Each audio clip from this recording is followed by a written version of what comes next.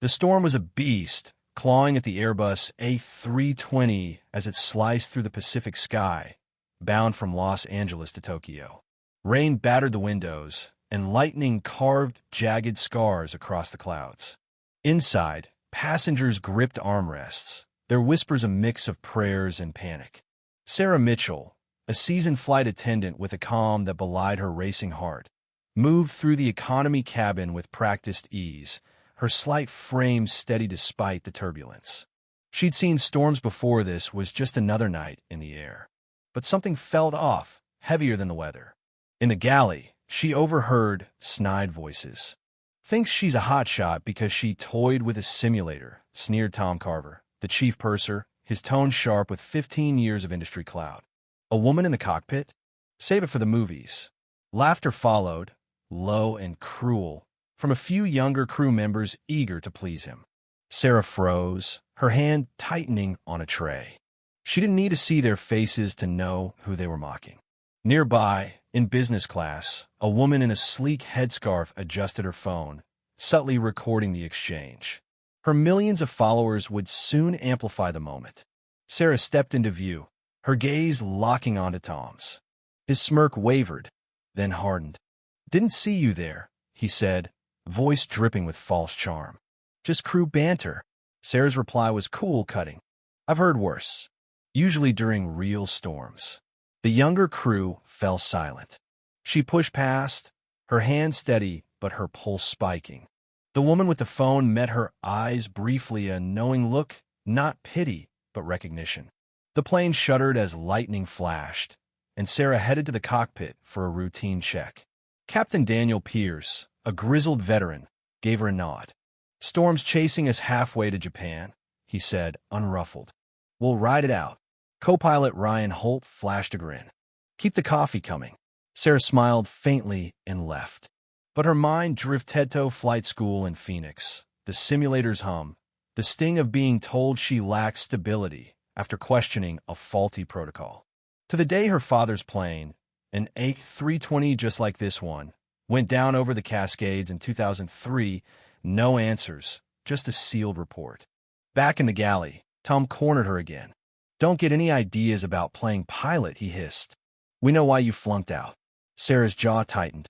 "I didn't flunk. I asked too many questions." He leaned closer. "Sometimes ignorance is safer." Before she could respond, the captain's voice crackled over the intercom, urging passengers to stay seated. Sarah's eyes flicked to the woman in row 4B, now filming openly, her phone's red light glowing. Then it happened, a dull thud from the cockpit, not mechanical but human. Silence followed, then chaos. The co-pilot's voice broke through, frantic. "Captain's down. He's not breathing." Oxygen masks dropped, passengers screamed, and the plane tilted sharply. Sarah moved, instincts overriding fear, but Tom blocked her path. "You're not going in there," he growled. "You're not a pilot." Sarah's voice was steel. "Move, or 287 people die, including you." The woman in 4B stood, still recording. "I've got this," she said, her voice calm but lethal. Tom hesitated, then stepped aside as Sarah punched in the cockpit code. Inside, Captain Pierce lay slumped, pulse faint. Ryan was frozen, hands trembling over the controls. Sarah slid into the captain's seat, her revoked FAA license tucked in her pocket. "I've got this," she said, voice steady. "Flight 814. This is Sarah Mitchell, acting pilot. Pilot incapacitated. Requesting emergency path." Her hands moved with muscle memory, stabilizing the plane as alarms blared. Ryan stared, stunned. "Your license?" Sarah nodded, eyes on the gauges. "FAA certified, inactive. Military training, redacted." The woman in 4B uploaded her footage. Within minutes, it exploded online, millions of views, hashtags trending. "Let her fly, Flight 814 hero." But Sarah was too busy fighting the storm. A new alert flashed. E403, a code she'd seen in her father's crash report, buried by the FAA as inconclusive. She radioed air traffic control. "E403 is triggering across systems. I need technical support." The response was cagey. That code's archived. Focus on landing. Sarah's jaw clenched.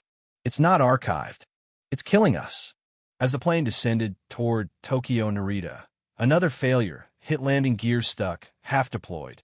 Sarah found tampered wiring in the manual override panel, a botch repair linked to Tom's past as a disciplined maintenance tech. The truth hit hard. This wasn't an accident. It was sabotage, tied to a cover-up that killed her father. With one gear jammed, Sarah prepared for a brutal landing. "Phone the runway," she told ATC. "We're coming in hot." The final approach was hell. Wind screamed, rain blinded, and Tom pounded on the cockpit door, yelling she'd kill them all. Passengers watched, horrified, as the woman in 4B kept filming. Sarah ignored it, her hands steady on the yoke. At 200 feet, the plane lurched. She whispered, "Dad, help me now." The right gear hit first, then the left, scraping asphalt. The nose dipped, sparks flew, but Sarah held it level. The plane stopped. Silence gave way to cheers, raw and triumphant. Sarah stepped out to a frenzy of cameras at Narita. She said nothing, letting the footage speak. The recording of her FAA call, exposing E403's cover-up, was already with investigators. By morning, the FAA announced a fleet-wide audit dubbed the Mitchell Protocol. Sarah testified before Congress, demanding reform, not recognition. The world listened. A girl at a Seattle aviation camp, eyes bright, told a reporter, "I want to fly like Sarah." She didn't let them silence her. Sarah stood at her father's grave in Oregon, her pilot's license tucked beneath his stone. "I landed it, Dad," she whispered. The sky was clear, a jet passing overhead, safe because of her. What would you do if you uncovered a decades-old cover-up? Should whistleblowers like Sarah risk everything for the truth? Would you trust a system that buries its failures or fight like she did? Comment, like, and subscribe to join the conversation.